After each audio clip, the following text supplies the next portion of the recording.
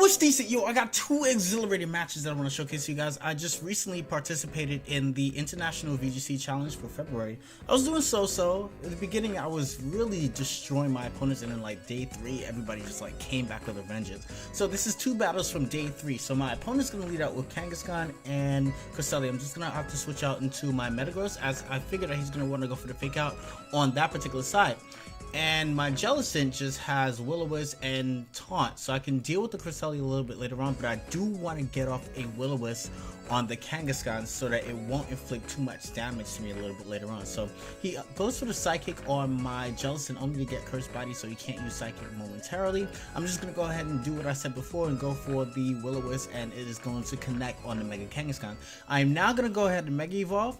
And I think I want to target the Cresselia, but not just yet because he might go for Sucker Punch. I don't want Sucker Punch inflicting any unnecessary damage to me, so I'm just going to go for the Taunt, and he goes for the Trick Room. So that was a nice little combination by him going for the Hammer Arm to lower his speed so that he'll be potentially faster than my Pokemon would be if he got out of the Trick Room. So that is thwarted because I'm able to go for the Taunt, and now I'm just going to target that side, but unfortunately for me, he shows me Heatran, which is detrimental even though I get the attack raise, because I happen to go for the Will-O-Wisp that's supposed to go for the Scald, and now it just has a Flash Fire boost. Now thankfully, I wasn't able to experience Trick Room. You know, I went for the Taunt a little bit earlier on, so now I have to gather that this Heatran is slower. So he's going to go for the Sucker Punch. Unfortunately for him, I do have the Cobra Berry, and I am faster. I'm actually faster than the Heatran, so I'm going to inflict some damage onto it, which is going to be very significant with the Scald. And then afterwards, I'm just going to try to finish off the Heatran because that is the most dangerous thing he has, in my opinion.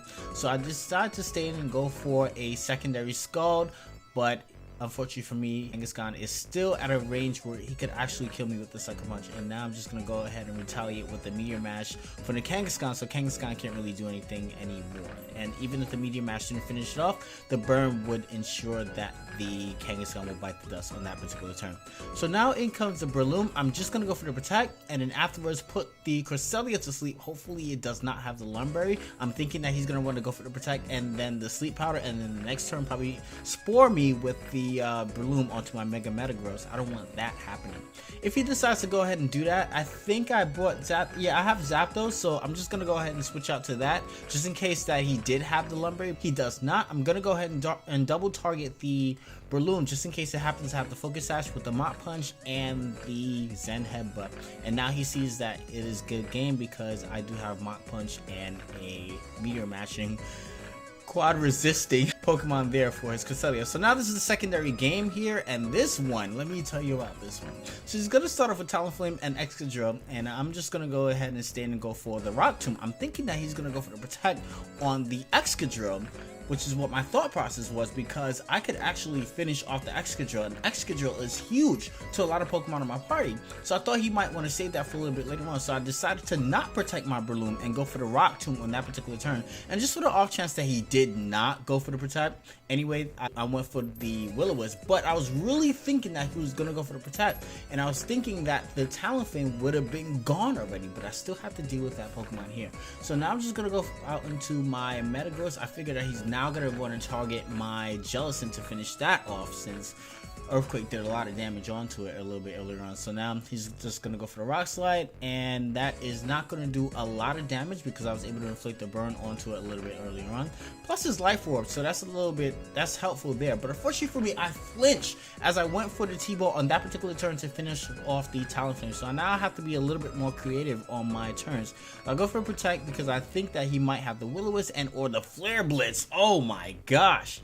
So he was really opting to finish off my Mega Metagross right then and there. And I get a nice little Tailwind, so that makes me a little bit faster. He's just going to switch out into Mega Mets, as he decides to go for the Tailwind on that particular turn because he knows now that his Talonflame is about to get destroyed by my Zapdos. So I did actually switch it around because I went for the Heat Wave for the Excadrill and then went for the Zen Headbutt targeting the Talonflame, but Zen Headbutt misses, so that means this thing is on the field for one more turn. And then that also means that because it dodged it, it's faster, and he went for the tailwind, so he can actually go for the flare blitz and inflict a lot of damage to me. And this talent thing should have been gone already, and it's now gone, but it should have been gone a little bit earlier on. So now I think that he might have the Tyranitar. Yes, alright, he has Tyranitar because he has Excadrill, so that makes sense.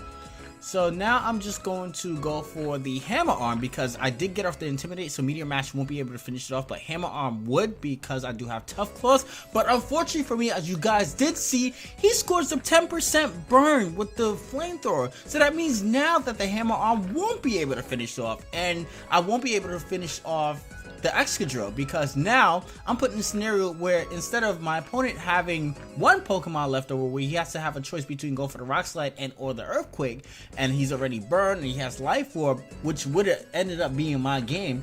Now because of that burn, the Tyranitar is still in play and I still have to deal with this Excadrill in play. So wow, man. So Excadrill connects with the Rock Slide, and so does Tyranitar because Tyranitar is blow faster because the Tailwind is up. My Tailwind petered out actually, so that's actually a double down. Curse Body activates now, completely useless at this particular point in the game. I'm just gonna go for the Thunderbolt on the Tyranitar. It's not like it's gonna kill it, and that is going to be a good game. He's gonna ensure that he does not miss with any attacks by going for the Iron Head. And that is going to be a 2-0 victory. I definitely did have a lot of fun. Like I said, if you guys enjoyed this, please drop a like, and I'll see you guys later. Peace. What you doing?